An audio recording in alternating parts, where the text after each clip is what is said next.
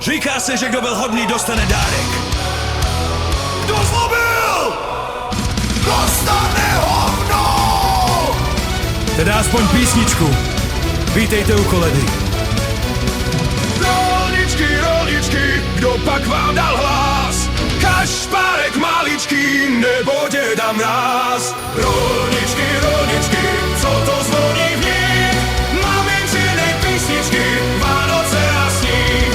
Sláva už je sní, jedeme na saní. Kluci křičí, zvonek zní, jenom táta sní. Kouká na syna, uši napíná, co to slyší v rolničkách, na co vzpomíná. Rolničky, to pak vám dal hlas. Kašpárek maličký, nebo děda Mráz.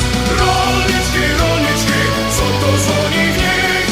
Maminčiny písničky, Vánoce a sníh. Amen. Pojedem dál.